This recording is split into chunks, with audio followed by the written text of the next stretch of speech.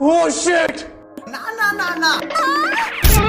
उस यूनिट पर शेर का मूड लहर चुका था, लेकिन कॉन्ग तो शेर से लॉक के लिए की पूछता है, पर शेर को घंटा कुछ समझ नहीं आता। तभी कॉन्ग पागलों की तरह हरकत करने लगा, लेकिन शेर उसे इग्नोर करके जाने लगा। तभी इसकी नजर कुछ कौवों पर जाती है जो स्कूल की छुट्टी के लिए नारे लगा रहे थे। तभी कहीं से स्मेल आने लगता है, जिसे सुनकर शेर तुरंत ही जाता है। फिर जैसे ही हमला बोलने जाता तभी कॉन्ग आ गया। आए देना, मैं तेरे वास्ते नाची रे। ये सब क्या देखना पड़ रहा है? कॉन्ग इसे बॉडी बनाने के लिए कह रहा था, लेकिन इसको तो चिकन चाहिए था। मैं मरी जाऊंगा। तेरा मुर्गा निकाल।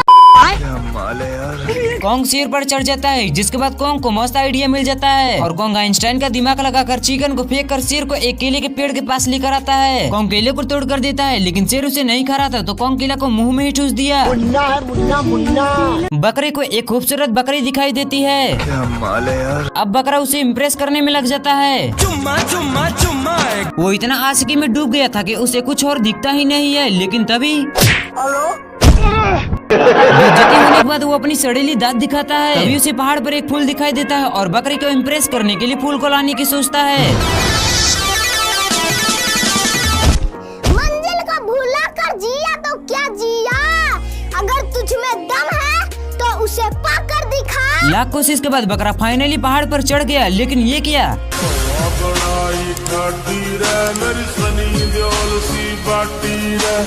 वो पहाड़ से नीचे गिर जाता है, लेकिन तभी उसकी सींग उलझ जाती है।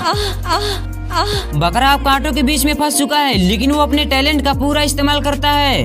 हाथी लोग शेर का पार्ट 1 देखने के लिए गैंग के साथ जा रहे थे, तभी एक हाथी पहले ही पार्ट 2 को देखने के लिए रुक जाता है। अच्छा, कैसे कैसे लोग रहते हैं यार। साला शेर उसे भगाकर फिर से सो जाता है, लेकिन हाथी अब पार्ट 2 के लिए गैंग के साथ लौट चुका है। सभी हाथी अपना पढ़ाई छोड़कर शेर को परेशान करने में लग जाता है, क्योंकि वो लोग पहले ही डिसाइड कर चुके थे। हे प्रभु, हे हरि राम। मेरे को जाना पड़ेगा, मेरे को जाना। फिर शेर को एक हिरण दिखता है और शेर उस पर हमला बोलने वाला था, लेकिन हिरण उसको देखते ही, लेकिन क्या हिरण तो इतने लोगों को देखकर भागा है। शेर इन सब पर अपना गुस्सा निकाल ही रहा था कि तभी उसकी नजर कुछ कौवों पर जाता है जो पिकनिक पर आए हुए थे। ये सब क्या देखना पड़। पर शेर हाथियों से पीछा छुड़ाने के लिए भाग रहा था। हे प्रभु। कुत्ते को खुजली हो रही थी, लेकिन उसका मालिक उसे खो जाने से सख्त मना कर देता है।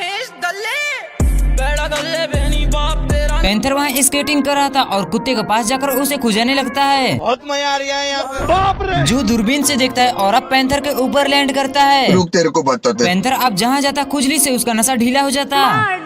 तभी पुलिस वाला उसकी पूंछ पकड़ कर ले जाता है। सिस्टम पार देंगे। जो अब उसके शरीर में पिकनिक मनाता और खाने में पैंथर को खाता, और पैंथर इस बक्से में कूदकर अपना पीठ खुजाता है। गार्डन हो रहा। लेकिन ये साला तो इंजीनियर निकला, जो इसके शरीर में ड्रिल मशीन चलाने लगता है और पैंथर बॉडी वॉश करने चला जाता है। लेकिन ये साला तो मजे करता है, वो एक मशीन को चलाता है और पैंथर की फट के 4 हो जाती है।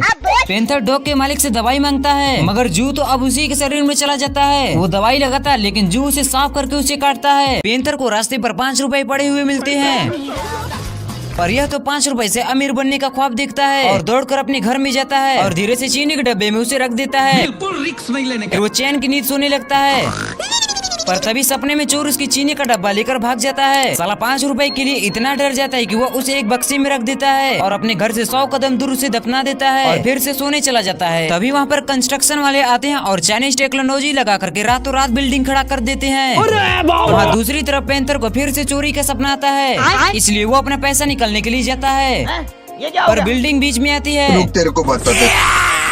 पैंथर बाल्टी में छिपकर अंदर आता है और 100 कदम पर खुदाई करने लगता है, पर वो फिर से 100 कदम पे निशान लगाता है। लेकिन ये साला तो उस पर रोड रोलर चलाने लगता है। ये क्या हो गया? और बेचारा पैंथर सभी निशाने पर जिंदगी भर खुदाई करता है। दिल दुखा है लेकिन टूटा तो नहीं है।